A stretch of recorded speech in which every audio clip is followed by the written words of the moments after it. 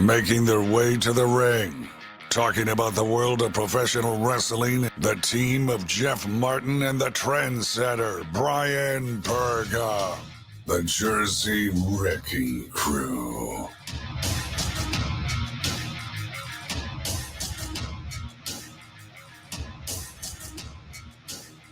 We're back. And we are back, Trendsetter. Final show of 2021. Thank God we're only doing this one time a year each time, these shows. I know. What a great way, everybody. Happy great way to holidays. end the year. Yep. Yeah. Happy holidays, dude. Our annual end of the year award show. We're back for it. I am, of course, Jeff Martin, alongside my tag part of the Trendsetter. Catch us on our YouTube channel, HSP Podcast, on the network. Subscribe to the show. Definitely want to hear feedback from you guys. Hope you had a safe and happy holiday season. We know they didn't. As we close 2021 Trendsetter, we're doing this again, our end of the year awards. Well, thankfully, we're doing the show and not really posting on social media. We hadn't had a chance to do it. Now we have an opportunity to kind of go through it, kind of recap a whole year that was a lot of huge milestones in professional wrestling. So it's great to talk about it. Yeah, man. Also on all our social media at HSP Podcast, and also the Instagram for the HSP Media Network. Man, it just feels good here to, I guess, just put the cap on 2021 as we head into 2022. So many stories in pro wrestling, and we're going to get right to it. But just really quickly want to send a shout out to good old JR, who basically returned to AEW Dynamite, the final Dynamite on TNT, as they move to TBS next week, where we will be Trendsetter from the Prudential Center. It's going to be too sweet as we watch AEW Dynamite, the first show on TBS as they move to the TBS network, and looking forward to that as well. But shout out to Jim Ross, who is cancer-free, and that's on his social media. Went over 20 rounds of chemotherapy, and he is I guess good to go. So glad to hear that Jim Ross back doing what he loves to do. So shout out to Jim Ross, who's cancer-free. That's great news. And Trendsetter, you want to get right to it? Do you want to get to what everybody wants to know?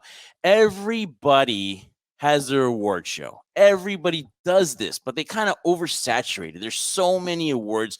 We want to get to the nitty-gritty. So if you want to talk about the top 10 moments from 2021, let's get at it. Let's show the folks first just what we were able to do. This is probably why we took such a long hiatus. There were just so many moments, but we narrowed it down to 10. And again, you can have your own idea.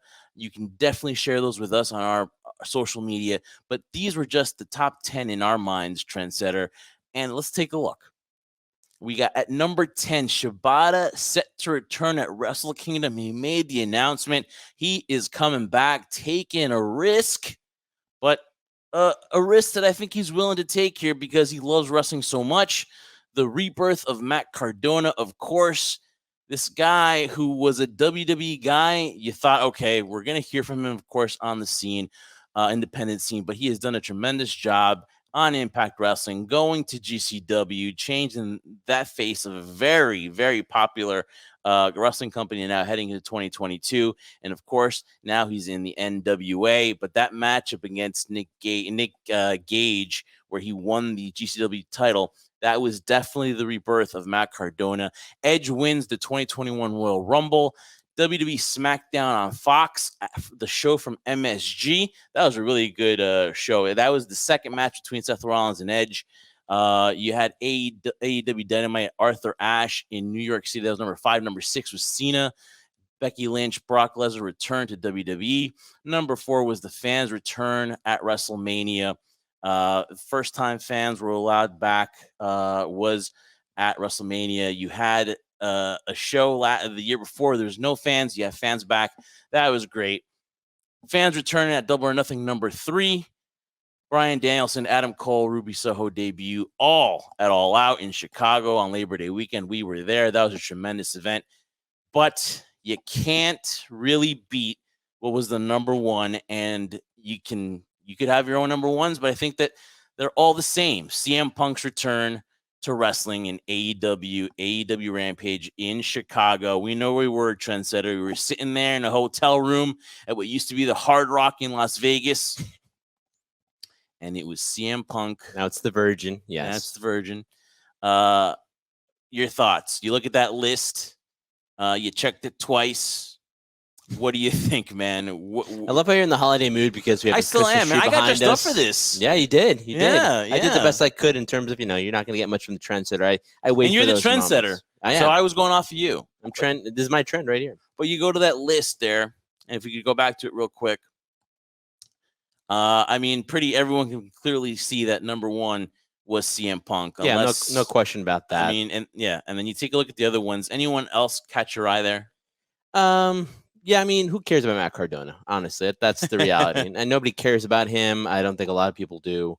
But no, good for him. I think one thing here that gets overlooked, I think, a little bit too, is when you go to 3 and 4 there, return to Double or Nothing in WrestleMania. I mean, as much as a lot of people are jumping on the bandwagon of AEW and saying AEW is this whole revolutionary thing, WrestleMania was one of the first events we went to where things kind of felt back to normal. I know. Impact started having fans in the building. Daly's Place had fans there, and then WWE progressively moved doing their shows from, what it was before, where no audience to certain fans, and then you had, that monstrosity. I mean, it was nice in terms of all those TVs and screens there, the Thunderdome. But this was one of the biggest events where, despite where you feel about the product or WWE, WrestleMania will always be WrestleMania. It was a nice feeling to go there and have some sense of normalcy when you're sitting in the crowd watching an event that, started it all, in my opinion, WrestleMania. So I think that one would have topped a little bit of Double or Nothing. But still, what an exciting time in wrestling. Yeah, I just honestly, I know that there were fans and they were hyped for Mania, but that feeling at Double or Nothing when Kingston and John Moxley are coming out of the crowd, that crowd was amped from beginning to end. I'm not going to say that the same thing didn't go for night 1 and 2 for WrestleMania, but just that atmosphere at Daly's Place for Double or Nothing, where the fans were just going crazy. The card was tremendous, and I just think that just went a little bit ahead of it. But the heartfelt one was number 10, and we're trying not just to stick with AEW WWE. We're trying to go around the whole landscape. I really like this one here. You had number 10. Yeah, Shibata that's the one I was going to get his return. Wrestle Kingdom. What we thought his career was over. Yeah. And again, this is another just perfect example too when it comes to pro wrestling, Jeff. Right? And a lot of people probably are saying, it's a risk. Don't do it. You're not risking only your health, but your livelihood as well. But again, most people that we've known in professional wrestling, from either interviewing them or just watching their career basis, always want to end on their terms. Yeah. And that's a scenario like this. He wants to end it on his terms. Yeah. And who's to tell him no? It's risky, but I think he knows the risk and reward. And I think he sees the picture here and at Wrestle Kingdom 16 in just a few days. He will return to the ring. He had a 5-minute match with Zack Sabre Jr. at the G1 Climax this past year, but that was 5 minutes. But this is now after a 4-year layoff where he had that subdural hematoma in his matchup against Kazuchika Okada, which I must add that he caused, by the way, was in terms of what he was doing. Freaking scary. Yeah, and we were just happy that he was going to be okay. But now he returns to the ring, and that's a feel-good story. So those are our top 10. We'll post them on social media, but you really can't argue with number 1. All right, Trendsetter, the HSP Male Breakout Performer of the Year. You probably would fight me on this, but again, I made the executive decision for us that it was going to be Matt Cardona. Why? Give me a break. Matt Cardona. Really, Jeff? Why? Because I was the only one at the production meeting. No, because honestly, you look at a WWE guy, right? Well, he's already broken out. He's got a name for himself. But a lot of people thought he was just going to make little noise on the indie scene. He's got the Figures podcast. That's very successful. But he really reinvented himself in the fact where he went to a company where you didn't think he would really be involved in deathmatch wrestling, and was involved in probably the highlight deathmatch of the year with Nick Gage, and won the GCW championship, and did a lot with it, and did a lot in building up that company, so much to the fact that I will give him a little bit of credit. They'll be at the Hammerstein Ballroom in 2022. Those tickets sold out. That is probably the number 3 promotion out there right now, GCW. So I got to give a lot of credit to Matt Cardona. If you don't want to, I'll give him the credit. I think that he was the breakout star. Any nominees you think off the top of your head that should take that place? Well, listen, again, not taking away from your valid points here, talking about Matt Cardona and what he's done and the impressive way he's brought up GCW. I have to say, and I know you're probably gonna be like, well, this was last year and the year before that, but I think honestly, it's MJF is one of the breakout stars of the year because of what he has progressively done. Yeah. Now, Matt, he's been in a situation where he's moved in and he's showcased what he can do on his own, right? But MJF from year to year, especially this year more than anything, not only from what he does in the ring, but his ability, as we all know, what sells tickets, what you can say on the microphone, right? And he draws people in whatever, whether it was Jericho, whether it was with Darby Allin, and now his interaction with CM Punk. It is money. You want to either see MJF get beat up or win. No matter how you feel about the guy, you have to respect the fact that he is a draw, and he is literally rising his stock, where he's already talking about 2024 and the debate war that's going to happen. And it's a legitimate thing that's going to be happening there. And so I would say MJF would have been one of my candidates for breakout star. And the only rebuttal to that is he could be a breakout any year. Obviously, this year was a great point, and I'll add to that him and his matchup with Sammy Guevara was a top match of the year early on in the year as well. So that way, you could really consider him as breakout. I personally, what I want to do is want to show a lot of love to all of the wrestling promotions out there, because we could do a WWE and AEW one. Oh yeah, no, of course. And obviously, MJF is a great breakout star any year. That's like I said shortly ago. But here, I just want to keep it here to other promotions that I see, and I'm going to be like, you know what, Matt Cardona, really, if you is in the discussion for breakout because of he comes from WWE. A lot of people thought that there's no way he was a little bit fagazing for GCW, right? You didn't think he'd ever mix there or it would work, but it did. So he's one of the guys that I considered there. Again, you can make an argument for a lot of guys here, but I'm going to go Matt Cardona as the male breakout performer of the year. Let's go now to the women's side. You listen, you could put a lot of people here as well.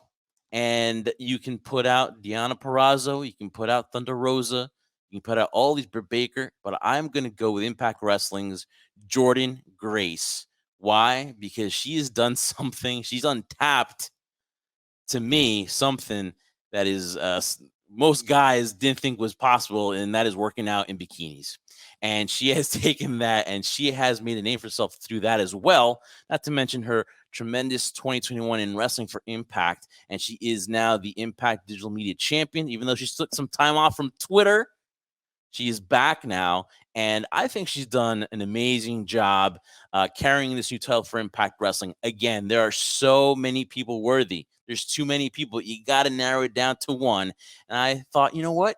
This would be an interesting pick here for us, is Jordynne Grace being the 2021 breakout performer of the year in the female side here.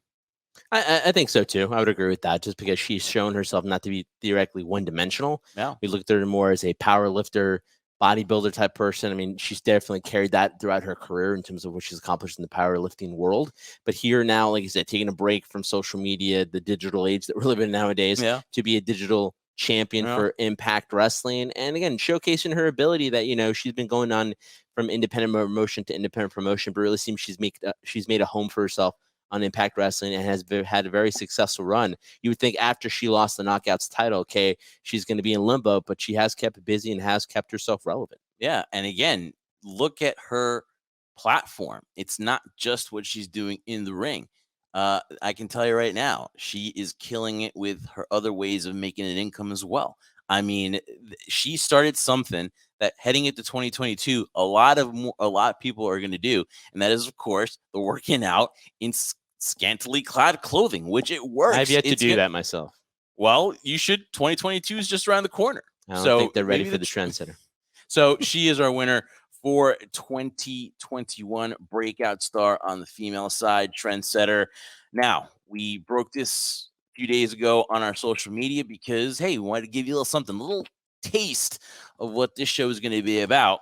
And the HSP feud of the year, in my opinion, and of course, you had to verify this before we came on, was Adam Cole and Kyle O'Reilly for NXT Prime Target. Those promos were I was looking at them to make this judgment as well. So well done. And the ironic thing now is it's just a short few months. They're now on AEW, actually in a trios match on the final show of AEW Dynamite on TNT. What a crazy world we live in.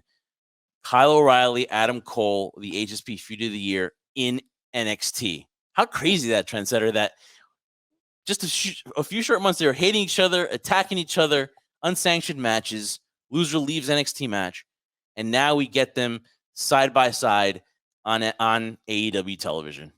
Well, one of the benefits of AEW television is that they're not negating the fact of what's going on in history. They have mentioned in slight hand work that these two are not the best of friends that they once were. There's some history behind them that they are aware of. So, yes, I like the fact that they pay homage to that, of all the work they've accomplished in NXT.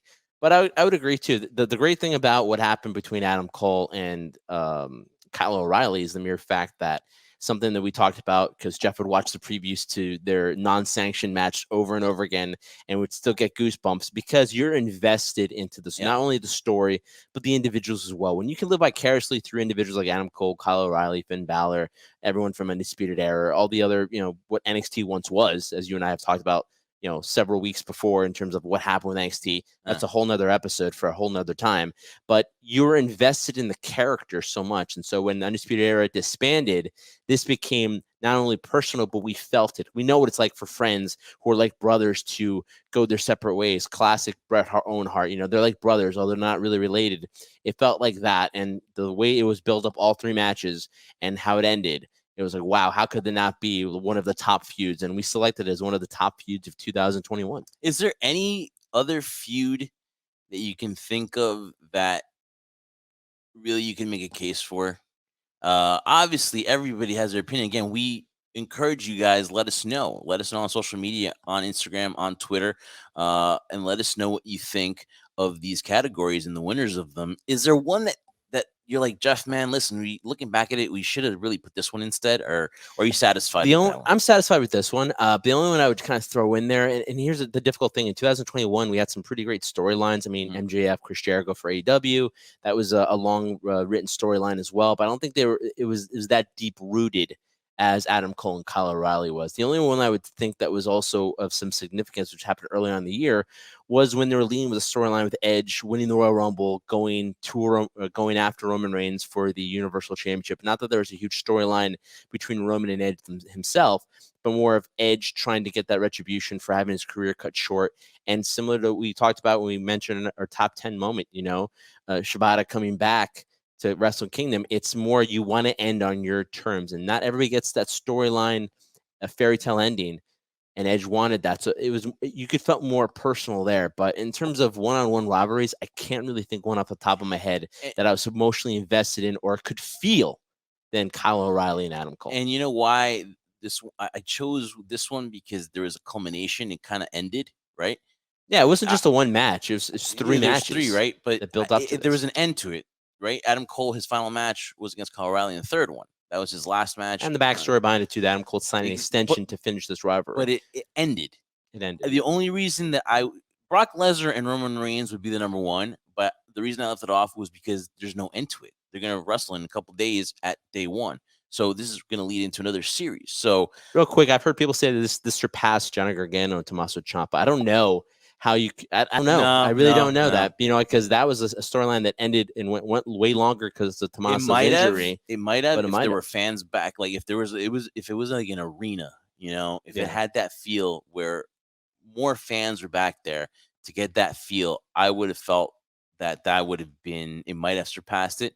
But just that feel and that vibe when you're in a bigger arenas and you're doing this, it's just hearing that audience respond to you. Yeah, it's different. But both well done. But I think though Adam Cole and O'Reilly was the right choice. And again, it's weird, man, right? NXT is going a different direction. Adam Cole wants to be back with his friends. Kyle O'Reilly also didn't feel like a fit in the new NXT. And now Bobby Fish as well, who was released, they're all back in AEW, and you get that Undisputed Era vibe. So it's just weird, right? That this rivalry, we choose it, but now they're just friends like a few, months later on AEW television. That's the way things go in 2021 in the wrestling world. All right, we went from the HSP Feud of the Year. Let's go to the Tag Team of the Year. No question here. I love tag team wrestling. And the funny thing is that they're not the current AEW Tag Team Champions, but let's be honest right now. Say what you want to say about these guys.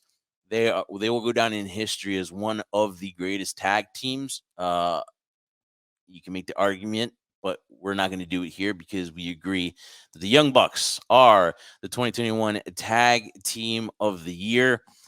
Listen, their matchup against Lucha Bros at All Out, we were there. They're so creative, man. They work well with a lot of people. They're going to have a lot of fun in 22 now that you have Red Dragon in it, that you have maybe perhaps the Briscoe brothers coming to AEW. They're just going to have more and more people to work with, and that's why I think that they'll probably win the Tag Team of the Year for 2022. Listen, the New Day, they're good as well. Also, the Usos, especially inserting themselves in the Bloodline storyline. But at the end of the day, there's just a lot of consistency with the Young Bucks. They had that match with Lucha Bros, and they continue to have more people, to me, than any other company, the chances to do a lot of magic with a lot of people, a lot of other tag teams. They could do it again with FTR. They could do it again with the Red Dragon, which it's going to happen, hopefully. So I'm going to say that Young Bucks, hands down, are the tag team of the year. Sorry, I wasn't paying attention. I was just doing my Young Bucks face right now. Oh, I see that. I was like, whole time. I thought I was mesmerizing you with my facts here. No, I'm mesmerizing myself by looking at myself in the reflection there. No, you're right. You made valid points on all those things, Jeff. I mean, listen, a lot of historians, a lot of old school mentality people, which I get, will hate what we just said in terms of the Young Bucks, and a lot of people we've had on the show too. They suck. Don't like the Young Bucks style. Yeah.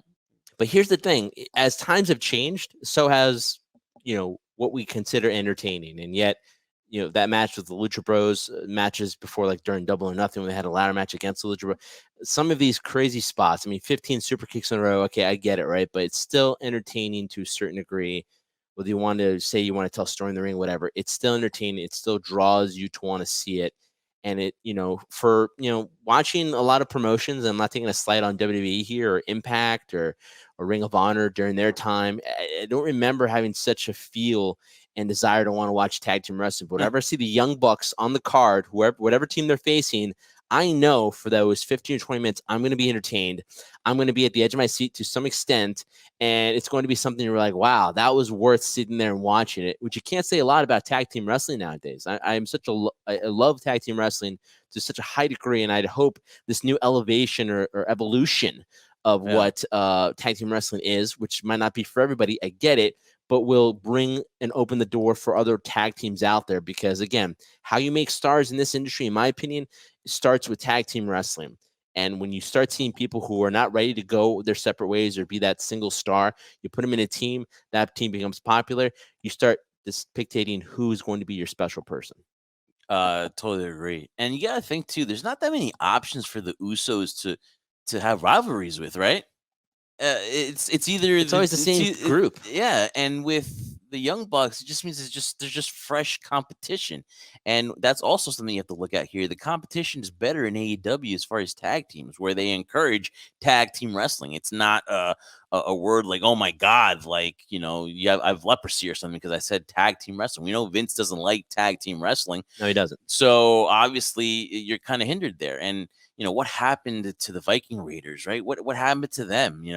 I'll always call them War Machine. That's what they are. Yeah. That's what they and were. They will be eventually. They'll eventually want to get out of there as well. Yeah. Because imagine them in AEW. They can't all go to AEW, but that's where a team like War Machine deserves to be. So congratulations to the Young Bucks, Trendsetter. We're just running them down here. Yeah. Make sure to catch the show, and we got a lot of surprises for you in the new year. We hope to go live in February. We hope to do a lot more of these kind of specials for you too. So definitely make sure you follow us on all our social media. Also, our podcast platforms. We're on Spotify, Google Play. We're going to do a lot of more stuff on TikTok. So make sure Apple Podcasts, exactly, and the YouTube channel. Subscribe, guys. High Spot Podcast. So many great things there. And again, also call an elbow, man. Use the promo code High Spot Podcast. Save 10% on your purchases online. Great wrestling store. So definitely so much stuff coming up in 2022. We're winding it down. Trendsetter 2021, guys. We want to wish you all a happy new year. What were the top matches from 2021? What were the top ones that you were like, oh, this is the one for me, or like, this is it. This is why I'm a wrestling fan. There were so many to choose from, but we had to narrow it down to 10. And again, we could go all WWE, AEW, but we had to go around and definitely kind of like, hey, let's, as a wrestling fan, let's try to narrow it down here. We had 10, so here we go, Trendsetter. The top 10 matches. Number 10, MLW Fightland, Jacob Fatu and Hammerstone. That was so important because the company is trying to do something in 2022. They're trying to build. And Jacob Fatu, if you have not seen this guy, definitely go check out his matches. This guy, you better start watching definitely going to make even more of a impact in 2022. And Hammerstone, Alexander Hammerstone, is obviously one of the guys who is kind of the face now of MLW after beating Jacob Fatu, and he just re-signed with the company. Will be there long term. So this is was an important match for MLW, and they delivered. It was a long storyline that culminated at Fightland in Philly. We were there, so great for MLW. Big things for them in 2022. Number 9, GCW, Matt Cardona versus Nick Gage. This is the one where the fans threw all that garbage at Matt Cardona. That was legit heat. They hate Matt Cardona, and that really went viral. That long-term planning, and then having Matt Cardona become that heel champion. And now look where GCW is, Trendsetter. They are holding a sold-out show at the Hammerstein Ballroom, and they are currently the number 3 promotion. So I'll give them the number 9. The lights out match, Britt Baker and Thunder Rosa, that really made, even though Thunder Rosa won that, it really made Britt Baker, and that happened early on in the year. It's the classic Stone Cold effect. I think so. Mm-hmm. I think so. WWE NXT Walter versus Ilya Dragunov. That was a match that the wrestling fans love. I was sore watching that match. When that match was done, I was sore because I felt beat up by watching that match myself. So yeah. And he is now the current NXT UK champion. And Walter, there's rumors that he might go over to the main roster. We don't know. But again, though, that was a hard hitting match. As we go back to the list, Trendsetter, Crown Jewel, Edge versus Seth Rollins, the culmination of that feud. I liked their matchup at MSG. It was so personal, and I think Edge is coming back. I think this was, to me, his best feud. This really, to me, got Edge going, and I think that is worthy of number 6. Number 5, WrestleMania 37, the importance of Sasha Banks and Bianca Belair. That made Bianca Belair. It was the first time 2 African-Americans main event at WrestleMania night 1. It was just, to me, it still carries into the top 10 right here at the end of 2021. Of course, Trendsetter, we talked about the Young Bucks as a tag team of the year. All Out, the Young Bucks versus Lucha Bros in that steel cage, Trendsetter. We were there. That was an amazing match. Amazing is an understatement, Jeff. That wasn't a match that honestly was a whole evolution of what tag team wrestling is nowadays. Not only what AEW brings you, but the mere fact that this storyline had built up since the beginning, the inception of AEW. The Lucha Bros and the Young Bucks were going to be a thorn in each other's side. We knew this was eventually going to come to an end. And through the process of when AEW started to this point, it had been a lengthy time that they've been kind of in and out of each other's, wrestling lives. And it culminated at All Out. What performance by both teams. At number 3, we've got Full Gear, Kenny Omega versus Hangman Page. Now, Kenny Omega, a huge part of 2021. We wish him a speedy recovery, but he makes it into the top 3 with his match against Hangman Page. We missed that because I was getting that interview with Eric Bischoff, and you were getting your interview with Santana Garrett, but heard great things. Finally watched it. Yeah, that matchup, clearly a lot of people argue that was a number 1, but we have it at number 3. And then number 2, again, what's great, Trendsetter, is we witnessed a lot of these in person. Yeah, which was great because a lot of people, I saw it on TV.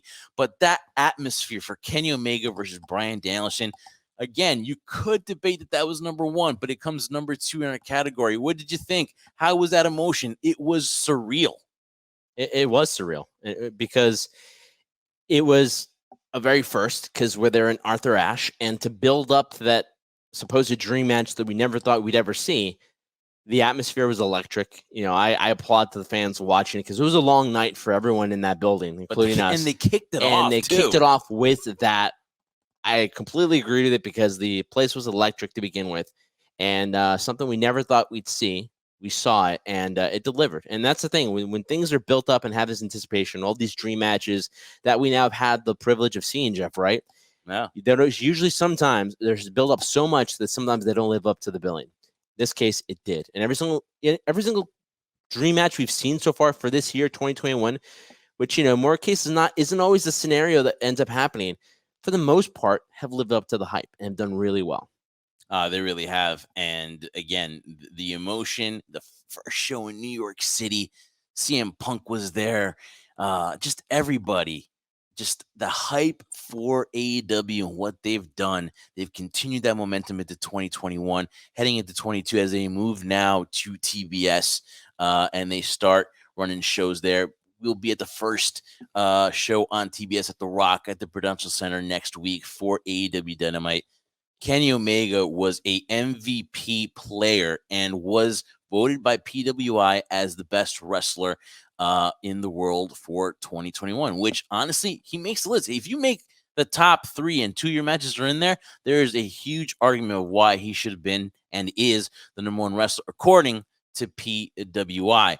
Now, the number 1 match, I got to say it because when you beat Edge and Daniel Bryan, and this is not like Chris Jericho where he beats them on the same night. He beats them simultaneously, one on top of the other. Roman Reigns defeats Edge and Daniel Bryan. And when you defeat 2 of the greatest of all time, that is the deciding factor in my eyes of why Roman Reigns should have been the number 1 wrestler overall for PWI. Doesn't get it there. Will he get it for us?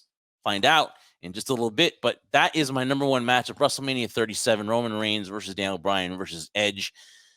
I'm surprised I didn't mess up Daniel Bryan already, and then I call him Daniel Bryan on AEW stuff, but or maybe I did and I did not notice, but bravo, Jeff. I know. Your thoughts? A lot of people were going to say, hey, this is not even in my top 10, not even in my top 5. It has to be, because when you're building a guy like Roman Reigns, this solidified him as having the greatest run of any champion in WWE in the longest time, if ever.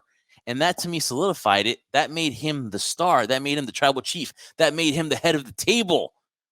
Putting Daniel Bryan on, having them on top of each other to culminate that. I mean, goodness gracious, man. That was amazing. It was amazing. And the thing what made it so amazing was kind of to your point what you just said too, is something that, Jeff, you and I live by, right? It's kind of, I guess, a code now we live by. Perception is reality. When you see something like that, and at that time when Roman Reigns came back after a hiatus due to the pandemic and for obvious reasons didn't want to run the risk of getting COVID, came back, attacked Bray Wyatt, The Fiend, attacked Braun Strowman, got the Universal title. We'd been down that road before, but as he started building himself up, aligned himself with Paul Heyman, became the tribal chief, was an evolution of not only a character, but a persona, the perception of what you thought Roman Reigns was prior to what he is now, and the culmination to the end of this year. Huge difference. This was a first step in terms of building that. Bro. Yes, big step, but still just only a first step, because then we have, John Cena, we have Brock Lesnar, we have, Finn Balor, and the list goes on and on of people that kind of put him in, cemented him as that dominant champion. Not only dominant in terms of winning, but dominant in terms of he is the man. So before, and people were resentful for it, people were against it, people didn't want it. You're forcing this down our throat. We don't want this anymore. People began to accept it because, you know what, this was a different persona, this is a different character, different vibe behind it. And to defeat a guy like a Hall of Famer in Edge, future Hall of Famer and Daniel Bryan at that time, it was an impactful performance. One and great on top of the other. Yeah, and that's the only way you could have shown it, by doing that and pinning them both at the same time. Crowd was, wow, that was the reaction. We looked around that stadium. People were like, whoa, I can't believe he just pinned both at the same time on top of each other, like you said. Very huge step. First step for a guy like Roman Reigns. When we end the show tonight, will you have second thoughts of, hey, you got to give Kenny Omega and Hangman Page number 1 or Danielson? Or are you going to sleep easy at night knowing that you gave Roman Reigns, Edge, and Daniel Bryan the 2021 match of the year. I'm not going to lose any sleep over. I think it's completely fair for him to have that. Now, for me, I thought early in the year, we're like, wow, this is a great way to start the year. We thought other matches were going to top it. And maybe from a match stylistic standpoint of just a basic match, yeah, sure, Bryan Danielson and Kenny Omega, or had Adam Hangman Page.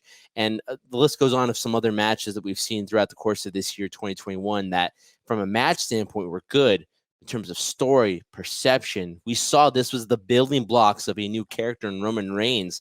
Kind of hard to top that, really is. And I feel bad. You know why? Because I love Kenny. You know, I guess we'll talk more about this when we find out who the male performer wrestler of the year is for 2021. But again, what Kenny has done in 2021 in terms of having all the gold and basically carrying AEW on his shoulders, which I'm sure he's wanted to do for the longest time, to have two of those in there, it's pretty good. Pretty damn good. And all respect to Kenny Omega, and we hope for a speedy recovery and see him somewhere down the road in 2022. All right, Trendsetter, we're getting towards the nitty gritty here. 3 more categories left here on HSP End of the Year Award Show. We got the top female wrestler of the year. And again, Deonna Purrazzo, Britt Baker. Some people want to put in Becky Lynch into this. But after thinking about this, a lot of people, I know I'm going to get brushback on this because the end has not been as good as the since WrestleMania, right? The middle. Since the beginning, where it all started at WrestleMania 37. Bianca Belair, to me, is the female wrestler of the year for 2021. Again, it didn't end right? It's like, for example, your football team and you've basically won your division and then you lose like 3 out of your next 4 games or something like that, right? And then you have that match against Becky Lynch at SummerSlam where she lost in what was like 16 seconds, I think, less than that. It really could put a damper on it. And all respect to all the other women champions in every organization, AEW, Impact Wrestling. But I still, even her match with Doudrop still showed you the promise of her getting into 2022. I'm still going to go with Bianca Belair, Trendsetter. I know this is the one that I'm going to be fought on the most as we get into this. And again, on social media, let us know your thoughts, Trendsetter. Is Bianca Belair the number 1 female wrestler of the year? She was for PWI. No, I would agree. And not even look at a PWI. I would look at the other lists out there that were given their top 10s as well. And she was either 1, 2, or 3. Yeah. Consistently. And for the majority of it was 1. And I think for good reason. You know, you're right. It didn't end or hasn't ended the way she wanted it, from being a champion to the way she was defeated at SummerSlam, that we were there and we saw it. Wow. And kind of the shock that happened and thinking, okay, well, maybe she'll get hers back, and never did, and where she is currently now. But that doesn't negate or take anything away from the impact she's had in terms of showcasing herself. Because here's the thing, Jeff. We talked about this earlier in the year when we mentioned and spoke about the top female performers. Now we know some have left now voluntarily and been granted their release, which we'll talk eventually down the road too about that in terms of Toni Storm. We'll get to that if we have enough time. But we'll like in terms of the quality of talent you've had there, and for somebody like Bianca Belair, who's never looked at, as she was brought from NXT as a superstar, and she continually worked her way up there, grasped it really fast, talent, really grasped it, and then evolved herself to the standpoint that she was, and even still to this point, still shows that promise of that next level that she can get to. She has to be superstar of the year. Good, I'm glad, but I will get brushback. I think we will get brushback for that. But again, the conversation is open. So hit us up on all our social media at HSP Podcast. Let us know what you think. Is Bianca Belair, in your eyes, the HSP 2021 Female Performer of the Year? Let's go now, Trendsetter, to the wrestling event of the year. We've been to a lot of them. We really have. We got to travel a lot in 2021. And again, by far, Labor Day weekend, Chicago, it's the place to be if you're a wrestling fan. It was the place to be if you're a wrestling fan again this year. The winner of the HSP 2021 Wrestling Event of the Year. And hands down, Trendsetter, it's All Out. I mean, really, is there any other question or any other doubt about it? Because, again, it is Labor Day weekend. Wasn't supposed to be a successful outing, to go there. But you know what? All In kind of did it. And All Out continues to be a destination place on Labor Day weekend. And it was a destination place because you got to see Daniel Bryan, Bryan Danielson, Ruby Soho, and of course Adam Cole Bebe all debut in this event, at this event. Yeah. I mean, you kind of said you said it all. Yeah, I'm stuck in the emotion. No, because I look at All Out from what originally the concept was, and again, this more of nostalgia purposes for me. I mean, yes, there's WrestleMania, there's SummerSlams, there's Wrestle Kingdom, there's Bound for Glory, there Starrcade for WCW. They all have their significant moments in time for people who valued it and considered it really important to them. But for me, All Out will always have a special place in my heart just because the mere fact that before it was called All Out, it was All In prior to AEW being born. But this was the seed that planted what AEW would be now and what it hopes to be in the near future for us as we talk about in 2022, 2023, and so on and so on. The mere fact that this concept was built there and the birthplace was Chicago, Illinois, and we thought this was going to be a one-time thing. Now to go back and to see that this event is similar to their WrestleMania, and they pull out all the stops and basically a time frame where you think not a lot of people are going to be interested in this because it is Labor Day weekend. So you think people are going to be going down the shore, people are going to be pick traveling, something, right? Traveling around. So it's not going to be an ideal time frame for people to go and see an event. Wrestling fans just proved everyone wrong once again that it is a destination place to be. And that was one of them. So to me, it was a special place. Every All In, from All In to All Out we've been to, has knocked it out of the park in some way or some form. And then we've always talked about it down the road towards the end of the year because it's left its imprint for us as well. So definitely the place to be during if summertime. You don't think that it did, look at what WWE is doing. We were at SummerSlam, and one of the previews there in between matches was July 4th weekend in Vegas. You're getting Money in the Bank. Yeah. Okay. So July 4th, which is again to get people to travel to events at which people thought would be at first incomprehensible. Like me going to an event during the summertime, I'm on vacation, I'm doing things to go and invest my time with the family and all that to go to a wrestling event. People are doing it, man. The success of doing it on Labor Day weekend, hey, let's try it on July 4th weekend. And that's what WWE is doing, Money in the Bank. We see that. And I respect that AEW doesn't want to, on WrestleMania weekend, put anything out there. I totally agree. But if WWE, I kind of get the feeling that you're going to put something out on Labor Day weekend as well. Don't do that, man. AEW has been respectful for your big event of the year as far as it being WrestleMania. They don't do anything, for that. They're not invading your destination. They're not doing anything like that.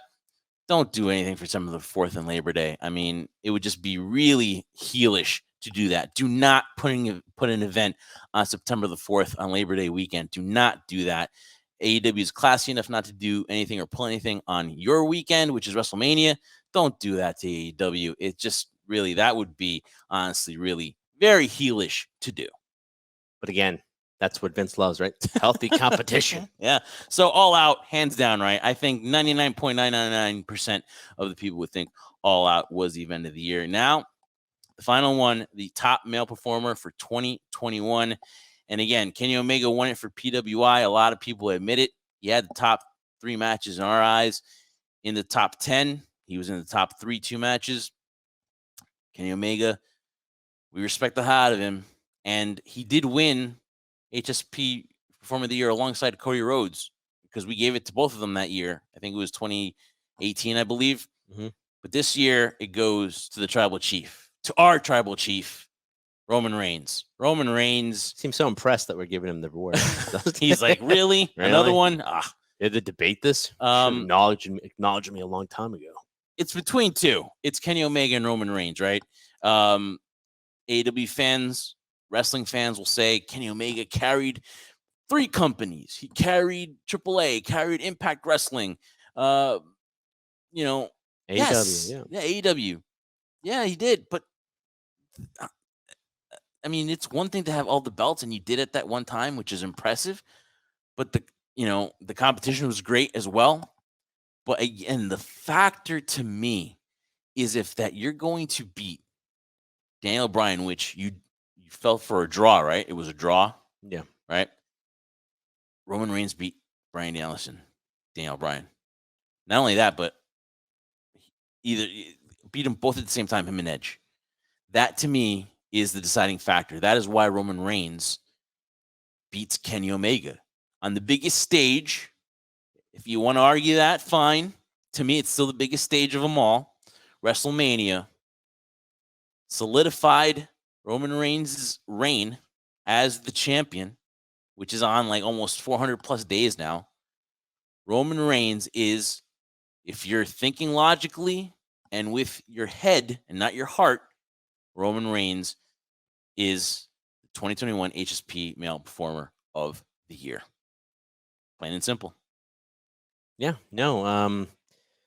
Part of me would be like, wrestler, Kenny Omega, best wrestler out there, right? But I think people misconstrued the concept when we say wrestler. Yes, he's a wrestler. I mean, if you want to go to the WWE platform and say he's a superstar, he's a performer, he's an entertainer. Yes, and this what the basis is, entertaining. How you define it, right? How you define it to be your definition of a wrestler. Yeah, I mean, hands down, I would say it's Kenny Omega, right? But I have to be logical way and also be very neutral in it as well to not it would be unfair for me. I would be a phony to say that I can't acknowledge, right, pun intended here, of Roman Reigns' his ability that he's had to evolve his character and himself now to own and have that feel, that it factor he had for such a long time, but then it felt it was force fed and he wasn't being authentic, and now he is, right? There's a difference though, because you said in terms of he's in a bigger platform. Let's be honest here. AEW is trying to compete with WWE. A lot of people say they're right on par there. I would disagree, but a general audience perspective, WWE is going to carry more weight on that, because if you're asked certain people about WWE, they could automatically say, "Oh, Roman Reigns, he's one of the main faces of WWE," because it's well known everywhere. AEW is still on a certain niche demographic, if what you would say, right, of people they reach out to. Not a lot of people, unfortunately, to this day still know who Kenny Omega is. And that's not a detriment in terms of Kenny Omega's work rate, of his match quality, of what he's done. He's carried 3 belts, 3 companies on his shoulders. Very admirable. But he doesn't have that reach yet. And AEW is trying to build that right now. And Kenny Omega is just falling victim to that, especially the pandemic, too. Not many people in the audience. Maybe if we weren't dealing with the pandemic, maybe they'd be different, because people would be going crazy with all these amazing dream scenarios. The door's open now. He's on Impact. He's on AAA. He's on AEW. Oh my God, what's going on here? Now they're coming to us. Is there an invasion going on? It would have been great, right? But it didn't work out that way. So from an all-around standpoint, Roman Reigns has that reach because although he's been with the company for a while and he was hand-chosen, he now has grasped what it is to be a superstar, what it is to be the man in WWE. And he's the face of WWE right now. And so more people are going to see that. Unfortunately for Kenny Omega's sake, more people are going to see that than Kenny. But an all-around performer standpoint, how could you not give it to Roman Reigns? So I would say the right man was chosen here. Yeah, we didn't want to do it again because... Well, if you look at him, he's not very happy that I went that long to talk about it. But still, though, the tribal chief, my tribal chief, you deserve... There's your job opening there right now, Jeff. If you want to become the new... I could be a new special counsel. I might too. Apply to it. I saw it somewhere on LinkedIn, so I might try to go for a special counsel. That storyline was tremendous, too. You got to also talk about the most captivating storyline, to me, was the Roman Reigns and Paul Heyman dynamic. And Paul Heyman really helped a lot. He did. Paul Heyman really helped a lot, just like Don Callis helped Kenny. Let's be honest too. That was special too for as long as it lasted. It's going to be sad that we're going to see those two together, Heyman and Roman Reigns. Who knows? He gets swerved this weekend at Day 1 in Atlanta in the title match between Brock Lesnar and Roman Reigns. Who knows? But their story continues, and it was the most captivating storyline to me of 2021. So that puts a wrap on it, Trendsetter, on the awards. Yay. But we'd like to do a little shout out, and I want to do a special thank you to ROH for all of their hospitality and always treating us like gold, the best PR staff in the business. Mark Kruskal and his PR staff did a tremendous job of allowing us to interview the ROH talent. And another guy that really comes really close to it now and does a great job with MLW, and that's Sean Graben too, who's also allowed us to watch MLW, talk to their talent. We had an amazing time going to Philly, the ECW arena. That's another thing we did in our in our quest to do stuff in the wrestling. How sad is it we've done so much, Jeff, in 2021 that kind of gets overlooked? We went to the ECW arena not once twice. And the second time was not a fun time. But no. It was not a fun time for other reasons. For other reasons, not the events. We'll never discuss while we're doing the show because it's just not worth it. But but the event was amazing. The access to the wrestlers that Sean Grabban and his PR staff allowed us to be a part of. That's a growing company in 2022, and we hope that ROH comes back. They're supposed to come back in April. But again, end of an era, final battle. We just felt like we needed to thank them because they were more than generous to us with our time, knowing them while they were, in that existence, in that form of ROH. We'll hope to see them again in 2022. Want to give them a shout out, Trendsetter. Yeah. Day one is this weekend. We got the title match, the Fatal 4-Way. We've got Roman Reigns and Brock Lesnar. We got Liv Morgan and Becky Lynch. But let's just say this. Let's keep that to our social media. Let's do the predictions out on social media too. But we really want to get to this one before we wrap up here because, again, you'll catch us on all our social media this weekend talking about day one-ish.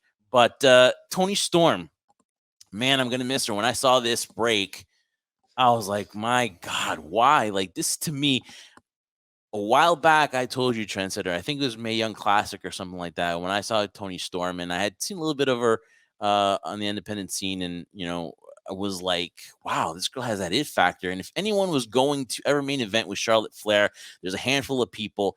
I really thought Toni Storm was one of the handful that we were going to see eventually down the road. We were getting that, but I really was not impressed with the storyline. And she chose to walk away. And you know what? Her happiness is most important.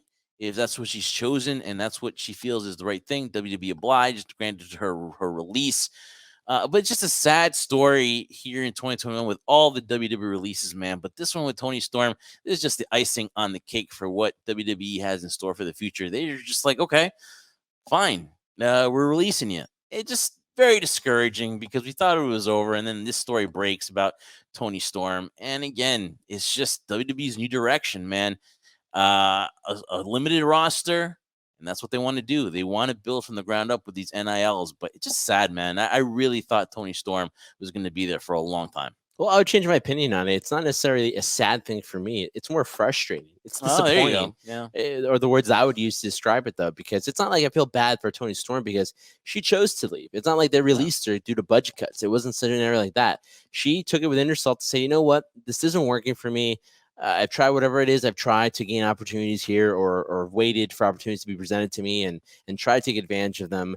And this is the best they have for her. Going back to the Mae Young Classic real quick, looked at Toni Storm, and you're right. I think she had this little it factor. She captivated the audience. There's something about her, Rhea Ripley, just to name a few. And then you have got individuals like Bianca Belair, and the list goes on and on. You still have Asuka, who's still on the sidelines too. So many ways you could do it. And here's the thing: when you talked about the women's division and how they had that women's pay-per-view and how they want women's wrestling to be more of a staple on WWE programming, right? But then if you focus your whole attention on Charlotte Flair, Becky Lynch, and Bayley, who should be coming back sooner than later, and Sasha Banks, I mean, okay, they're the 4 horsewomen, but eventually they have to pass this torch on to somebody else. And when you have talent like that, and that's the best thing you have with the pie in the face of Toni Storm, and then hey, I'll give credit too in terms of the chemistry that Charlotte and Toni lacked thereof. I thought they were going to have great chemistry. They didn't. I don't know what happened there. Twice they were in the ring together on singles competition, and it still didn't look right. Second match was a little bit better. Yeah, but still, regardless of that, but still, you have a talent there, regardless if you worked well with Charlotte Flair or not. And the mere fact that, again, this goes beyond Toni Storm. I'll miss her. I can't wait to see where she goes next. I'll definitely follow her and show her support. And I'm sure a lot of her fans will. But it's more like this is the frustration we've been dealing with in 2021. From one standpoint, you have talent. You've acquired talent. WWE is going in a new direction. Okay, you're going in a new direction now. But then what was the point of this? Why do you still have talent? You're not constantly complaining every single time. And to ourselves, obviously not here. It's the same thing we're watching on Raw, the same thing we're watching on SmackDown. We talked about the Usos. How many more times can we see the Usos and the New Day go at it? How many times can we see RKO? And I love tag team wrestling, RK Bro, and and the Street Profits. I'm like, come on, we need something new. And here you have the ability of using Toni Storm as an example of talent that's still there, but now they're going in this new direction. It's like, then what's the point in having them? Let them go. All right. My advice to that talent there is, hey, if you feel there's really no place for you to go, which I don't know why you would think that way, because nowadays there are opportunities. I'm not just talking about AEW, to go elsewhere and to hone your craft or live out your dreams of being a professional wrestler. Then do it. WWE is not the end all be all anymore. It's not. But remember back in the day where McMahon would be like, if you want to go, I'm not going to hold you back, but you're going to come back and be a bigger star. I don't feel like those people that get released or ever going to come back. Yeah, I don't have any feeling that Toni Storm is going to come back. I don't think exactly. I don't think Toni Storm is going to hone her craft, get even more over, and then now that she's over, she's going to come back to the WWE. You know, it's because the experience was soured for all these individuals, whether they're released or they left on their own. The experience was a negative experience, and even if they make themselves bigger stars, why would you want to come back to an experience that's not going to change? A whole podcast would have to be done to list all the names of talent that were released this year, whether it's COVID, budget cuts, or just so-called budget cuts like this with Toni Storm and leaving because she wanted to leave and she quit. I mean, think about this, man. People are literally just paying for their own flights and leaving. That's no how showing. Bad it's gotten. I'll take the 90-day no compete, whatever. I'll go, and if it put an ease to her because she talked about being in catering and waiting for an opportunity, saying it was the worst experience. She talked to that on Ryan Satin's show. If that was the case, you know, it goes all the way from CM Punk not being happy and wanting to leave, right? Mm-hmm. And it's trickled all the way down now to 2021, where to close out the year, one of your biggest stars, and WWE was blindsided by this. How could you not be blindsided? Your storyline was awful, god awful. She can work. She's amazing. Wouldn't hurt Charlotte Flair to lose one match at all, just to hype it up. But they feed their top stars, and this is what they do. And now there's a point where no stars really are like, all right, I'm going to do well in AEW. I'm going to show them that I'm. Remember, people are like, all right, I'm going to leave here, and then I'm going to come back. There is nobody that wants to be like, I'm going to come back here. I'll just add this real quick, Jeff, to just your point there. Yes, I agree with you. You know, it won't hurt Charlotte to lose, but this goes beyond losing and winning. Again, back to the main point that we did in the beginning of this episode, we've done through our whole time here in the HSP Podcast. Perception is reality, right? It doesn't matter that she loses to Charlotte Flair. It's the way the storyline is presented. Again, I'm only using Toni Storm as an example. For other talent out there that are given opportunities, whether it be they're called up for NXT or they're signed for whatever reason, and like, we're going to showcase you on TV, and this is what I'm giving you. Yes, the WWE is the end all be all. They're the machine, right? But if I give you a amazing dinner and I serve it on a trash can, does it look appealing to you? No, it doesn't, and that's what it is. I'm presenting you this 5-course dinner. I've never heard that before. On a trash can for you, and that's what it feels like to me. And this is not only on Toni Storm's scenario, but again, I know a lot of people say, well, you know what? You take your, you make chicken salad out of chicken. You know what? I mean, I get it, but sometimes you just can't do that. And for us to have that door open for us, we had an idea of what the W Machine was like. Then when Dean Ambrose or John Moxley was on the Jericho podcast, we got a more insight of how that whole process works. It can be frustrating in any standpoint too, to get your ideas across or to progress within that company. But listen, as much as I hype up Brock Lesnar, Roman Reigns, that's all they care about. So all they care about is feeding Reigns. They want to, when you go on TV and you say that Roman Reigns has nobody else to fight in the company, like we mentioned this a few shows ago, right? Not a few weeks, a few episodes ago, we talked about how there's no one left for Roman Reigns. So so what does that mean? That is an indictment on your roster if you say that. How could anyone allow Michael Cole, who's speaking for the company, what this man is saying, how can anyone write that in? That is an indictment on your show. No star. So when Charlotte's going to beat everybody, they feed her to Charlotte, and then what are they going to say by the SummerSlam? There's no one else for Charlotte Flair left to. Like, what is that?